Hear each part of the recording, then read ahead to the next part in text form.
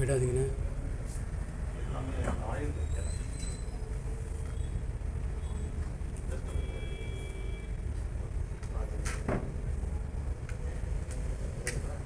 வாங்க sir. Sir வாங்க.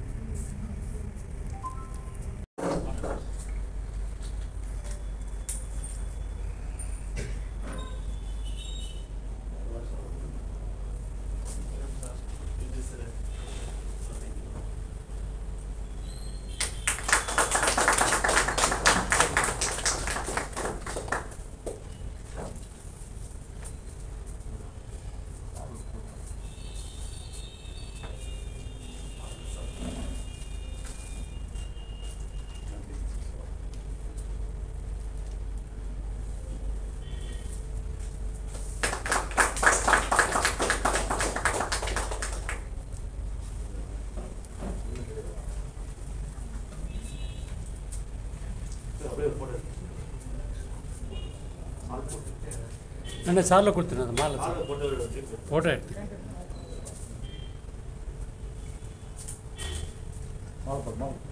சொந்தம்.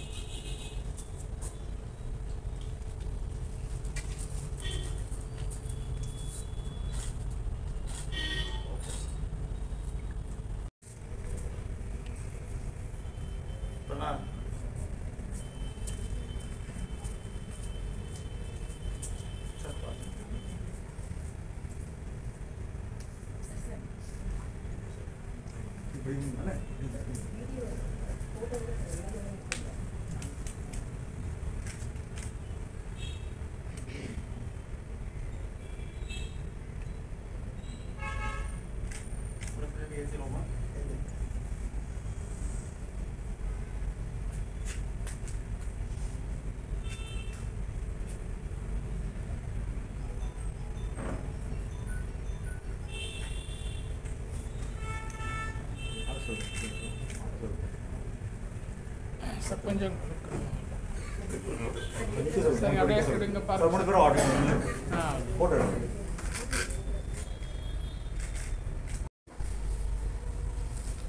So I am giving you the expanded version of this.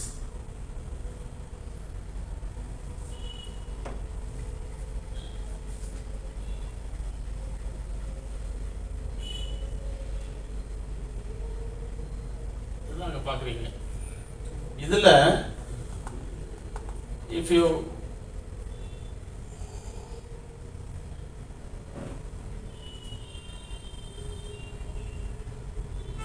இதில் நான் உங்களுக்கு ஒன்று சொல்கிறேன் பாருங்க. ரொம்ப அருமையான ஒரு விஷயம் இந்த மரபில் நாம் பாதுகாத்து கொண்டு வருகிறோம். இந்த போர்ஷனை எடுங்க. Just take this portion.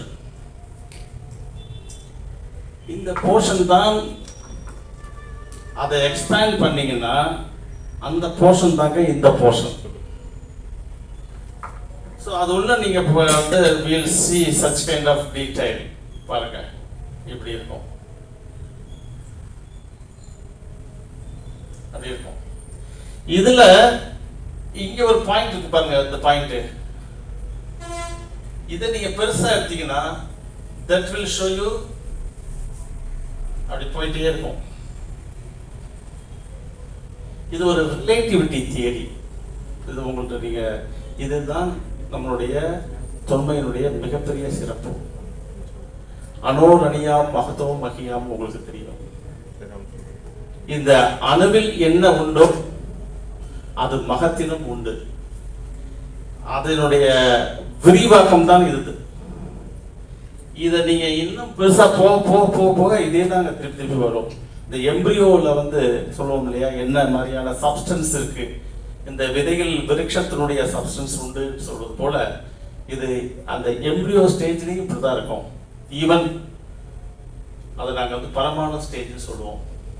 That is பரமாணு மீன்ஸ் சப் ஆட்டம், ஆட்டமுக்கு முன்ன. ஸோ இவைகளையெல்லாம் கொண்டதுதான் இந்த தொன்மையினுடைய சிறப்பு. இதை தான் பாருங்க, அந்த அன்னம் பார்க்குறீங்க, இது வந்து it is not, you cannot see such a kind of beautiful bird. எங்கேயும் பார்க்க முடியாது. ஒரு கற்பனையான வடிவம்.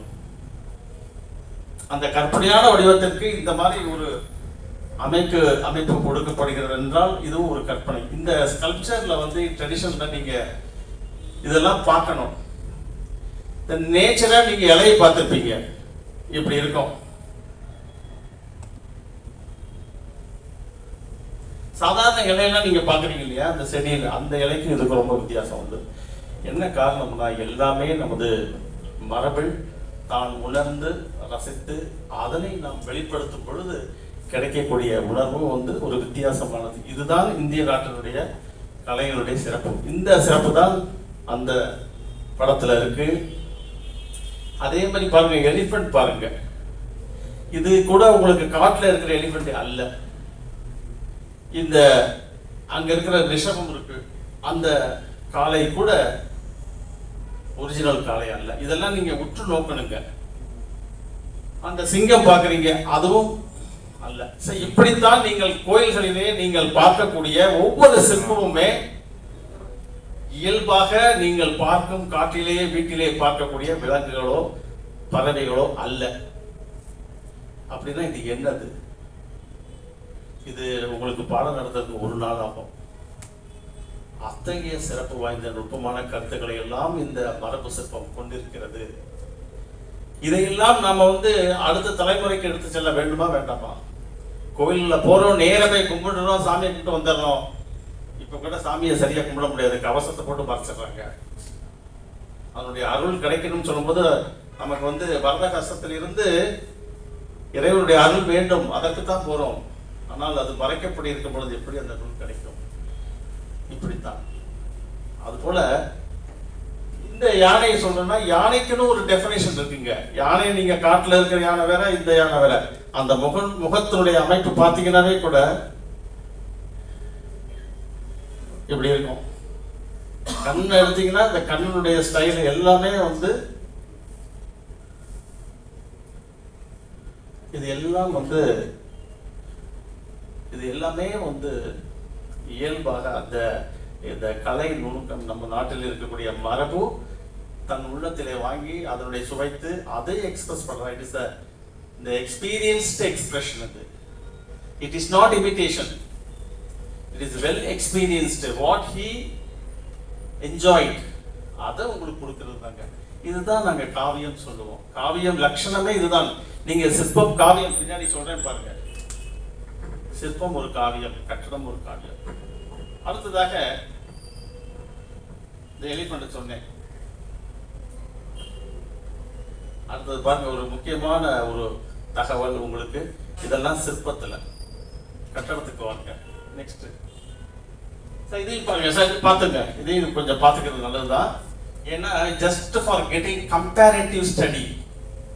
see the first one, that is realism.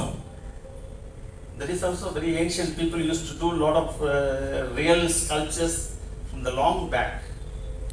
அதற்கு ஈடாக நமது சிற்பங்கள் எல்லாம் பாருங்கள். இதெல்லாம் பார்க்கணும் நம்ம. இதற்கு அதுக்கு என்ன வித்தியாசம் இருக்கு? ஜஸ்ட் டு அண்டர்ஸ்டாண்ட் தொன்மை எவ்வளவு சிறப்பு. நம்ம நாட்டில் பிறந்ததுக்கு நம்ம எல்லாம் சந்தோஷம் கொள்ள வேண்டிய ஒரே விஷயம் என்னவென்றால், இத்தகைய ஒரு நுட்பமான ஒரு அதிசயமான நம்மால் நினைத்து கூட பார்க்க கூட முடியாத அளவிற்கு நம்ம நாட்டிலே கோடிக்கு லட்சக்கணக்கான ஆயிரக்கணக்கிலே இங்கு குவிந்து கிடக்கின்றன இந்த தொன்மையினுடைய சிறப்புகள்.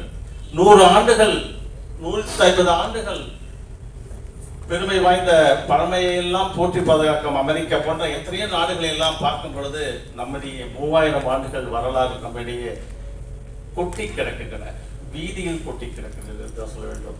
அந்த அளவிற்கு பெருமைகளை எல்லாம் நாம் கொண்டிருக்கிறோம். பாருங்கள், அதில் நான் வந்து சொல்றது நான் எதுவும் அந்த கலையை நான் குறைத்து சோழர்கள் காலத்தில் உருவாக்கப்பட்டதில்லை. சாளுக்கியன் காலத்தில் உருவாக்கப்பட்டதில்லை. சோழர் கலையை மீறும் அளவிற்கு இந்த நூற்றாண்டில் கணபதி ஸ்தபதி அவர்களால் உருவாக்கப்பட்டது. இந்த சிலையை பார்த்து விட்டுத்தான் நமது முன்னாள் முதல்வர் கலைஞர் அவர்கள் பூம்புகார், இழந்துவிட்ட பூம்புகாரை மீட்டுருவாக்கம் செய்ய வேண்டிய என்ற கனவு இந்த மாதவியை பார்த்த பிறகுதான் வந்தது. இதன் பின்னர் தான் அங்கே சிலப்பதிகாரத்திலே சொல்லக்கூடிய அத்தனை கோட்டங்களும் உருவாக்கின என்பதற்கு இந்த சிலையை பாருங்கள். இது பார்க்கும்போது உங்களுக்கு என்ன தெரியுது பாருங்க. இங்கதான் ஏஸ்தட்டிக் பத்தி நான் உங்களுக்கு சொல்லணும். இந்த முக அமைப்பு ஆனாலும் சரி, உடல் அமைப்பு ஆனாலும் சரி, அபிநயம் ஆனாலும் சரி, அதனுடைய நீங்கள் ஒவ்வொரு இன்ச் பை இன்ச் பாருங்க. நீங்க இத்தனை ஆபரணங்கள் பாருங்க. இதெல்லாம் ஆபரணங்கள்லாம் போடுறது உண்டு. நம்ம சிற்பத்தில் மரபுக்கு என்று ஒரு தனிப்பட்ட ஒரு வழி உண்டு. அதைத்தான் நாம் ஃபாலோ பண்ண. நமக்கு இலக்கணம் உண்டு, எங்களுக்கு இலக்கணம் உண்டு. அந்த இலக்கணத்தை சரியாக நாம் கடைபிடித்தால் இலக்கியங்களை அல்ல, காவியங்களையே நம்மால் படைக்க முடியும் இந்த சிற்பக்கலை என்பதுதான் இந்த சிலைகளை எல்லாம் உங்களுக்கு எடுத்து சொல்கிறது.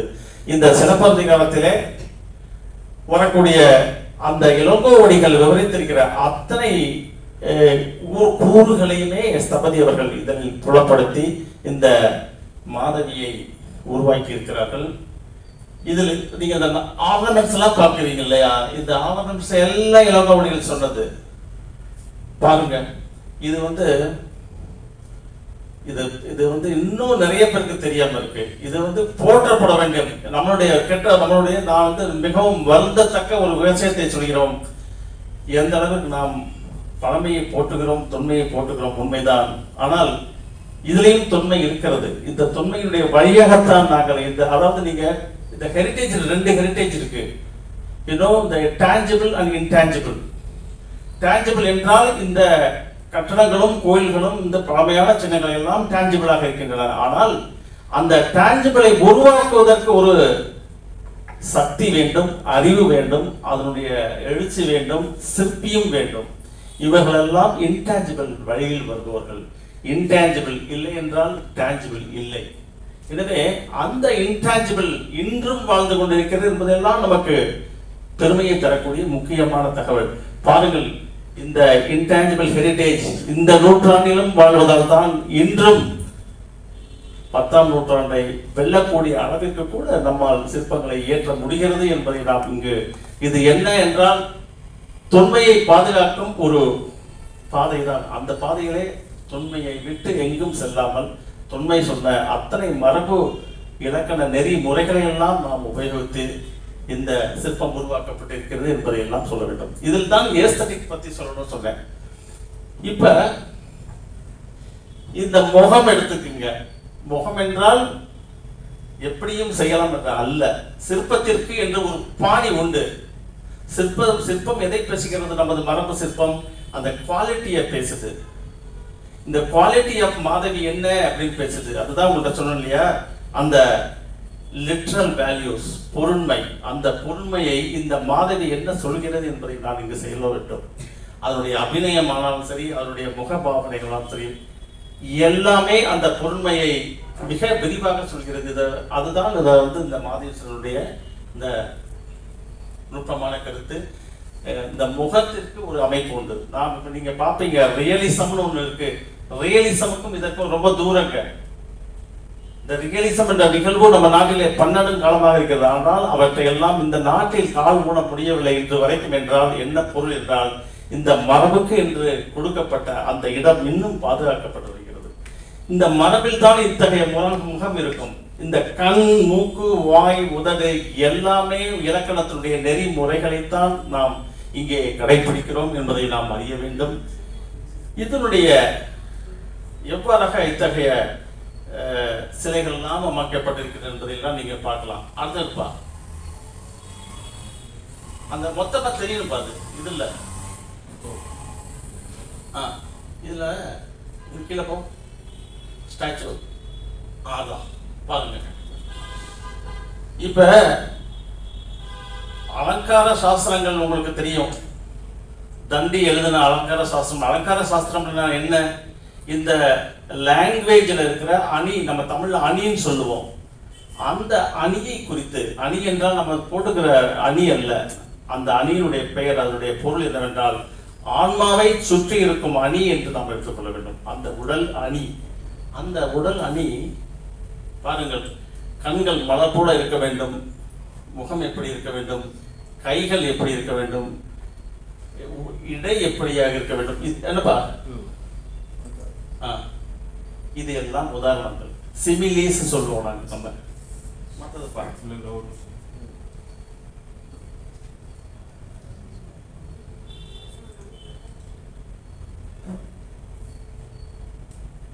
என்னப்பா ஏன் அப்படி பாருங்க. சோ the simile, இடை எப்படி இருக்கணும், கண் எப்படி இருக்கணும், முகம் எப்படி இருக்கணும், மூங்கில் போன்ற கைகள் என்றெல்லாம் சொல்றோம். மூங்கில் போன்ற கைகள், மலர் போன்ற கண்கள் சொல்றோம். சோ நம்ம மலர், கண்ணே மலராக சொல்வது ஒரு பாதி உவமை அணியில் இருக்கு. இது உவமை அணின்னு சொல்லுவோம். So the language and the art, இது ரெண்டுமே அதுவும் ஒரு லாங்குவேஜ் தான். ஸோ லாங்குவேஜில் இருக்கக்கூடிய மொழி இலக்கணமும் இந்த சிற்பத்தில் இருக்கக்கூடிய இலக்கணமும் ஒன்றுதான் என்பதை அந்த லிங்குவிஸ்டிக் படிச்சீங்கன்னா தெரியும். பாருங்க, இதெல்லாம் நாங்கள் ஃபாலோ பண்றோங்க.